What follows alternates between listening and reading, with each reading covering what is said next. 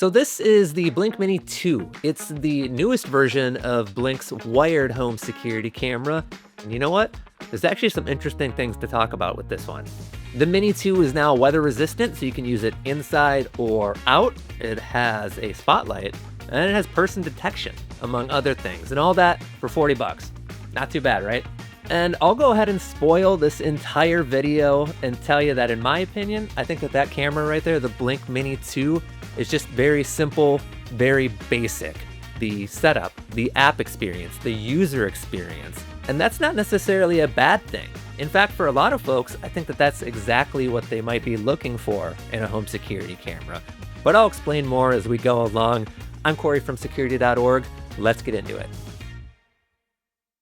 Starting off with the design and the setup of the Blink Mini 2, you see here that Blink has sort of stayed with this compact cube design that we saw in the first generation of the Blink Mini. It's available in two colors. It's white and black. We went with the black version to match the black Blink Outdoor 4 that we have. This camera's base can be attached to either the bottom or the rear of the camera, depending on where you're going to be mounting it. And all of the mounting hardware for the base is located right in the box. The Mini 2 is powered via a detachable USB-C cable. The included cable is 6.5 feet long, so you get a pretty good amount of flexibility when placing it inside. However, the cable is not rated for outdoor use. So if you plan on using your Blink Mini 2 outside, you're going to want to pick up the optional weather-resistant power adapter, which you can bundle with the camera. At the moment, it's about 50 bucks to get them together. And when it comes to installation, one thing that I really like about the Blink Mini 2 is that you don't need a Blink sync module like you do with the wireless Blink cameras. All you got to do here is download the Blink Home Monitor app, plug in the camera, add the device, and then it walks you through each step of the process right there in the app. You'll be ready to go in a few minutes.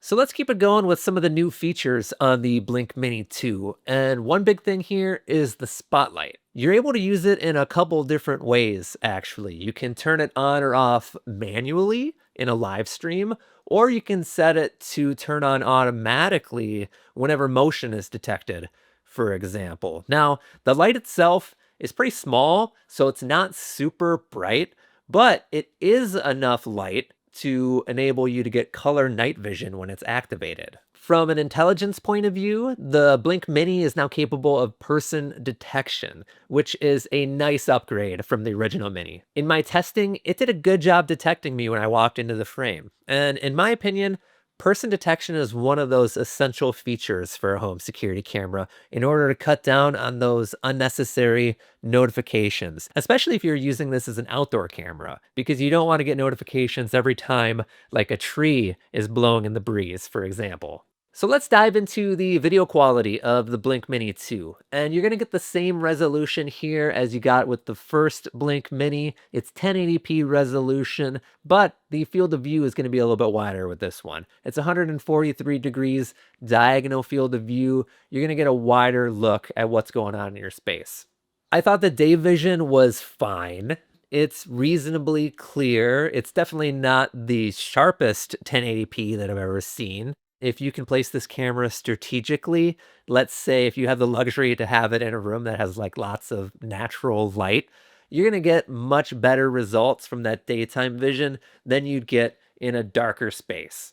The reality is that this is a budget camera. When you're spending $40 on a home security camera, there are bound to be some trade-offs. One of those trade-offs is the footage. It can be quite pixelated from time to time. Another trade-off is the audio recordings. In my opinion, they sound a bit muddy, and they tend to have quite a bit of ambient background noise. Testing the Blink Mini 2. Taking a look at the night vision on the Blink Mini 2, we got a similar story here, right? I'm not blown away by the night vision, but it is a very serviceable black and white image. I appreciated that I was able to expose well as I moved around the frame. No complaints for $40. And then really it's just bonus points for that color night vision with the Blink Mini 2's spotlight. As I mentioned, the light isn't super bright, so don't expect to get too much distance with that color night vision, but it's a nice option to have regardless, to have that flexibility in how you're going to be capturing images in your space. Now let's shift to video storage and the Blink subscription plans, which is important because in order to get the majority of the features of the Mini 2, including 60 days of cloud video recordings, live event recordings, and person detection, you need a Blink subscription. It starts at $3 a month for one camera or $10 a month for unlimited cameras. And I'd say that that's actually a pretty good value for all of the features that they offer with those plans. But just know that if you don't subscribe to the Blink plan, you're going to be pretty limited in what your camera can do. You basically can use it to live view whatever is happening, and you just get standard motion notifications.